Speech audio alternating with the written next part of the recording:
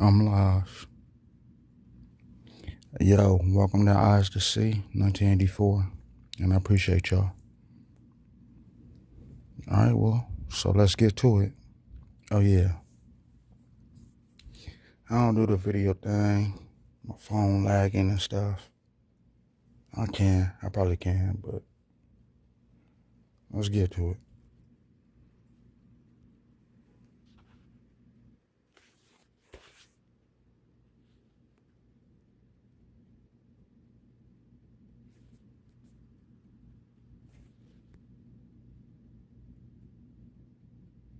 This is Google Pixel 9a with Gemini. It's free at Verizon, with plans starting at $30 a line. And this is Nicole asking, where the heck are you? And Gemini helping you respond in the style of Shakespeare. Get Google Pixel 9a on us and our new 3-year price lock guarantee with plans starting at $30 a line.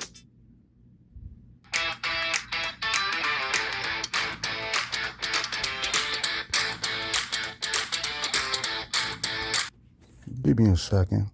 I'm new to this.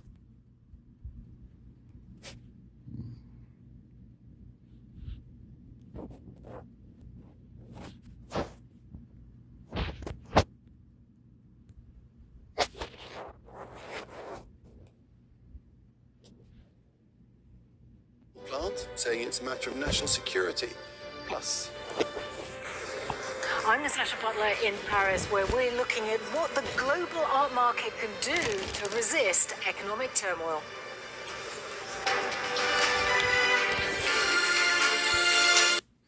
Feel free to chat in the comments. I will respond. Once again, feel free to chat. I will respond. Let's get it.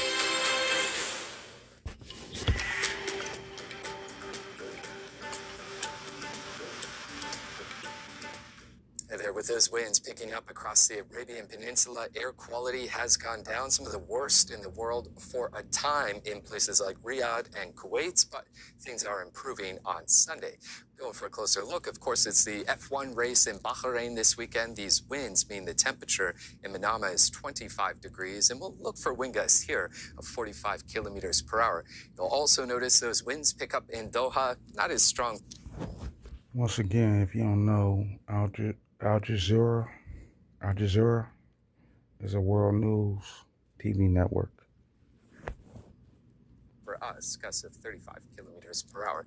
It's been hot in Central Asia. It's feeling more like May in Tashkent, Uzbekistan's capital, but we do have somewhat weather rolling around, so that's knocking back those temperatures. Still some snow flying around Turkey, around the Black Sea coast here, not too far away from Ankara. And to the top end of Africa we go. That pocket of disturbed weather through the northwest, Marrakesh, by the time it's all said and done, could see a month's worth of rain. And we've got these pulses of rain around Ethiopia, Kenya, and also Somalia, so downpours to be expected there. For southern Africa, we're mostly in the clear, especially for South Africa. A few showers coming into Cape Town at 19 degrees, but for Durban and KwaZulu-Natal province, pretty typical weather for this time of the year with a high of 26.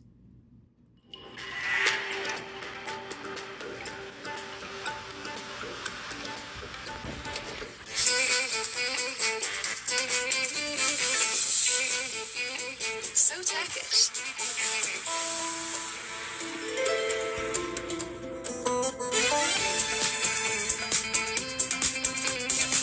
go Turkish.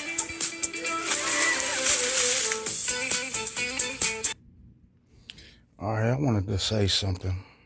I mean, I'm gonna say it anyway. But it's just like weather control.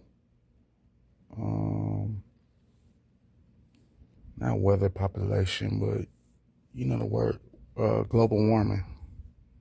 Is this global warming where everything changes, including the way we live our lives? All right, my bad.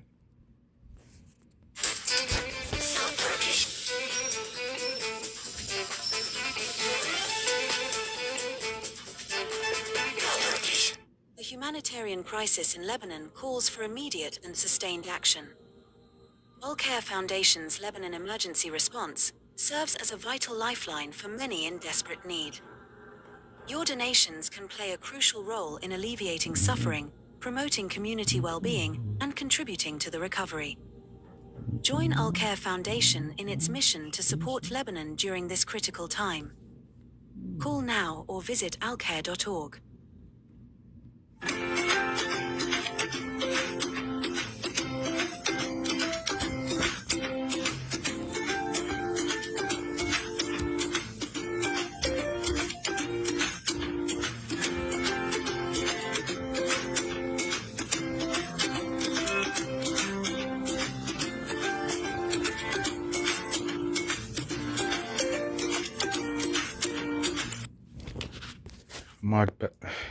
My apologies.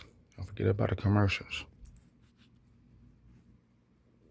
Iran is looking for sanctions relief, but the US wants to restrict its nuclear program. Israel's defense minister says the military has taken full control of the so-called Mirage corridor in Gaza. It effectively cuts off the southern area of Rafah from the rest of the strip. 15 Palestinians have been killed in attacks on Saturday. Polling stations across Gabon have closed in the presidential election. Voters cast their ballots for the first time since the Bongo dynasty was ousted from power in a military coup in 2023.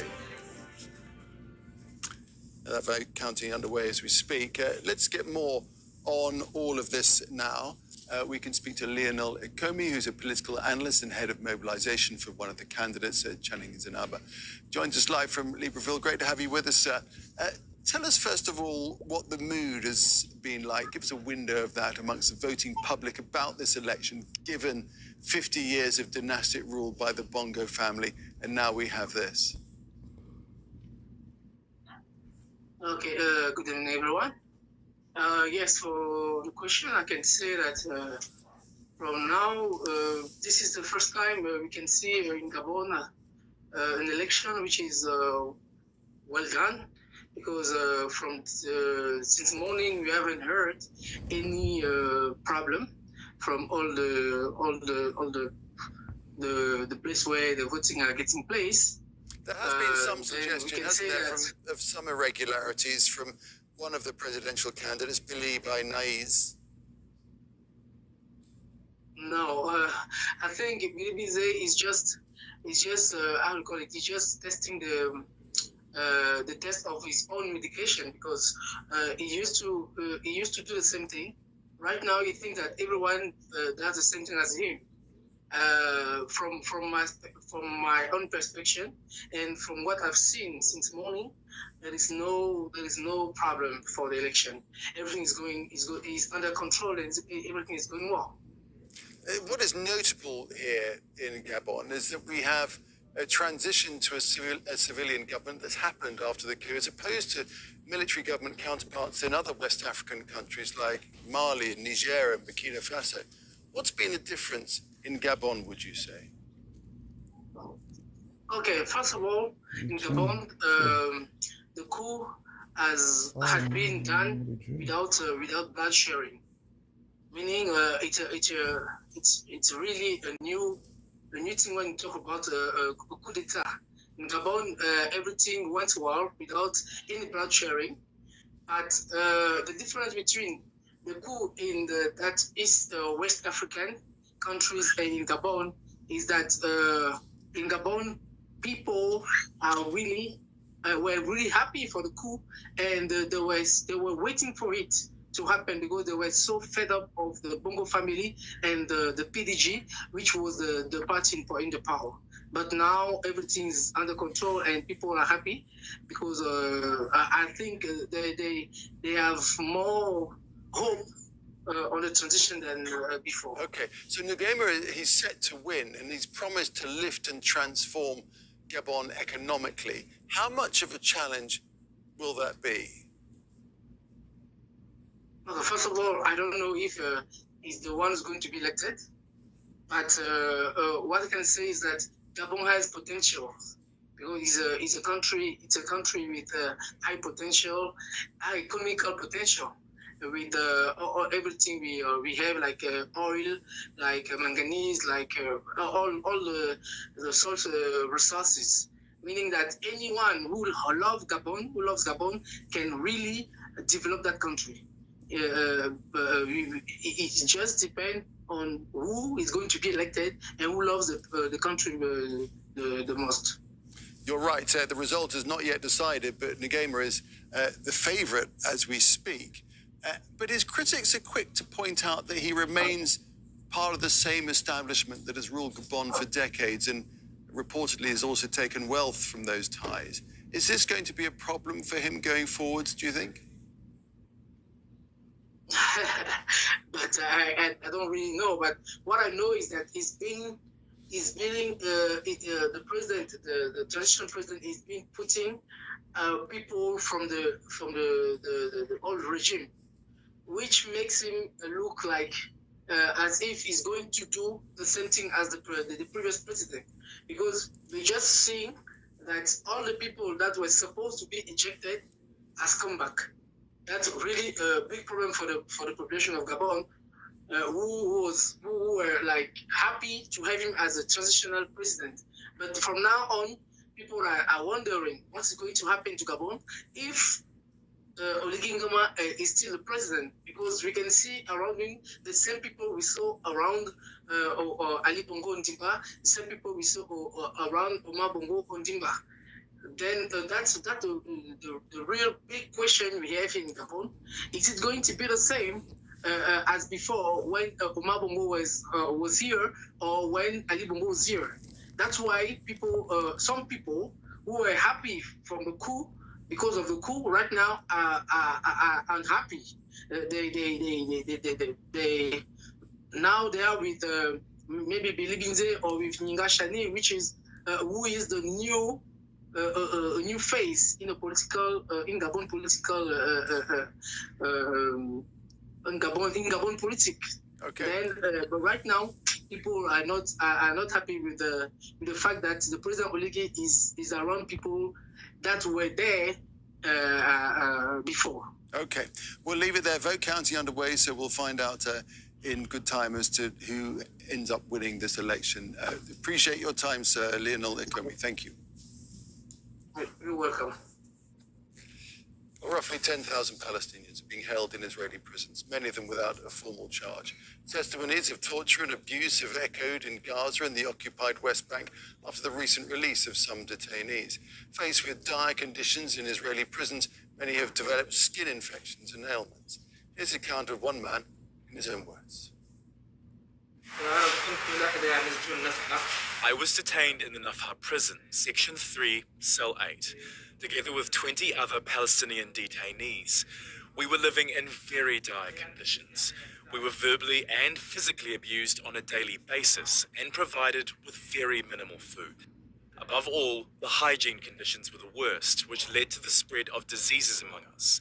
The list goes on. However, I thank God I finally got released.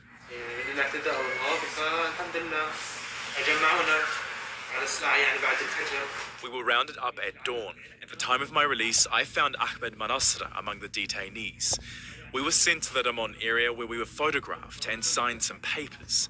At the time of our release, we were taken to a room. Each one of us was grabbed by the head, forced into a dirty garbage bin, and we were beaten and battered. Then the Star of David was shaved onto my head. The Israeli soldiers were making fun of us, abusing... You hear that? The Star of David was shaved upon his head. Now, what does the Star of David represent? I mean, shit. I'm pretty sure my supporters are smart. I'm pretty sure my subscribers are smart. Y'all let me know in the comments.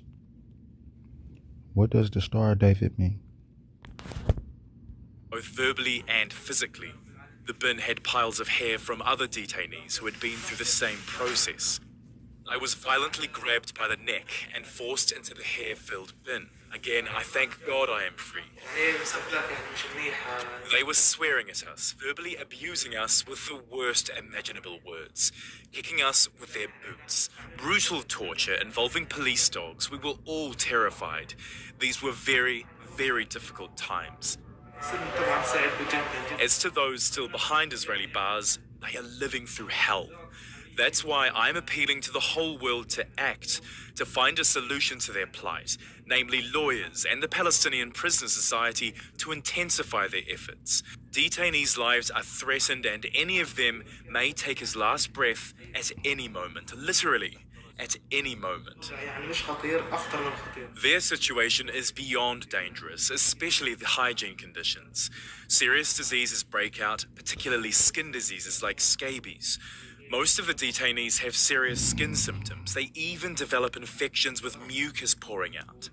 Above all, they are morally and mentally ruined. Their situation is beyond description. Lawyers for the detained activist Mahmoud Khalil say they will appeal a U.S. immigration judge's Friday ruling that he can be deported. Khalil was a crucial figure in last year's student protests at Columbia University in support of Palestinians. He was a legal U.S. resident at the time of his arrest, but his status has since been revoked. Shihab Ratandi reports from outside Khalil's detention center in Jena, Louisiana. You guys really don't need to be doing all of that. Mahmoud Khalil was detained by immigration enforcement officials outside his New York City apartment on March the 8th. He was then transported in secret 2,000 kilometers away to this detention facility in Louisiana, where Friday's hearing was held. Our main demand, which is The Trump administration has provided no evidence of any crime committed by Khalil. However, in a memo to the immigration court, Marco Rubio says he is personally determined that Khalil's presence in the U.S. compromises a compelling foreign policy interest. After the ruling was handed down, Khalil addressed the judge directly.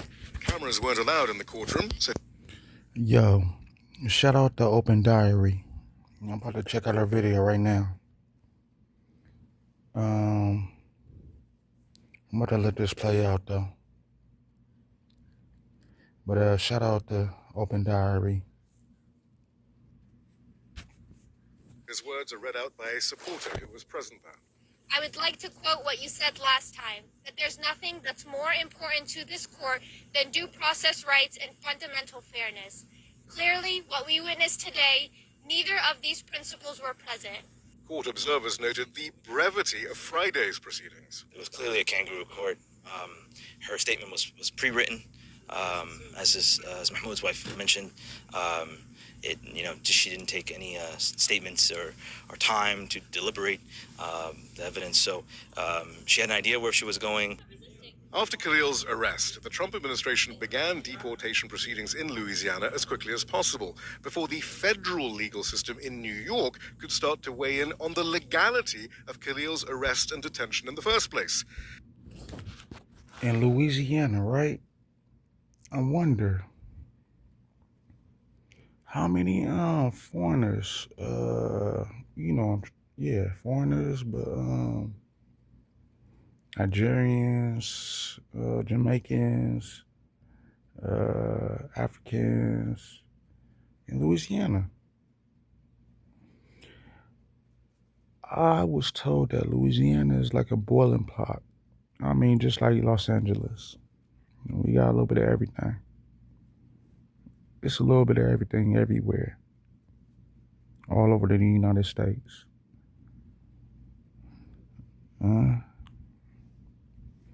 I guess they say be careful what you wish for, right? That federal legal case on the constitutionality of Khalil's detention is now underway in New Jersey. The judge there has issued an order preventing Khalil's deportation while that case is underway.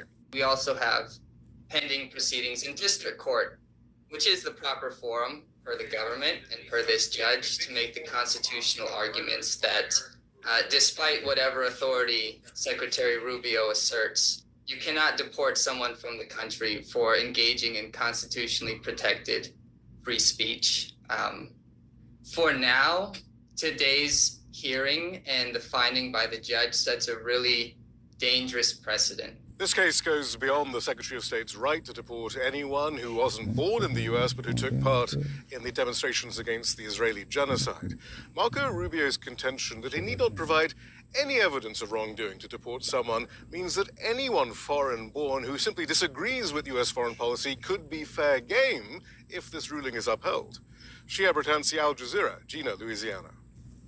The Trump administration has exempted several electronic goods, including smartphones and computers, from its reciprocal tariffs. This includes electronics coming from China, which is otherwise subject to tariffs of 145%.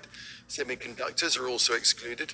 It comes after weeks of warnings from trade experts that the price of an iPhone in the US could top $2,000. The White House says tech giants like Apple and Nvidia are moving to shift manufacturing to the US as soon as possible. The British Parliament has approved an emergency law to protect the UK steel industry. China's Jingye Group owns British Steel. The firm wants to immediately close its plant in Scunthorpe, which is losing more than $900,000 a day. The government is seeking powers to direct the company's board and workforce and order the raw materials needed to keep the blast furnaces running. I want to be clear that a transfer of ownership to the state remains on the table. And it may well, at this stage, given the behaviour of the company, be the likely option. But also, our aspirations for British Steel remain a co-investment agreement with a private sector partner to secure that long-term transformation. The action... A private sector partner. How many partners would that be? Will it be 5, 10? Or will it be one? One global partner. One Antichrist. All right. But I know that Antichrist is a collective of people. It's not just one person. Duh. But you know what? I'm about to end this. Please like, share, and subscribe. I seek to take today is not a magic wand or a panacea. The state cannot fund the long-term transformation of British Steel itself, nor would it want to do so. But a failure to act today would prevent any more desirable outcome from even being considered. Ecuador is heading to the polls on Sunday to choose a president during an unprecedented security crisis. Voters are choosing between the current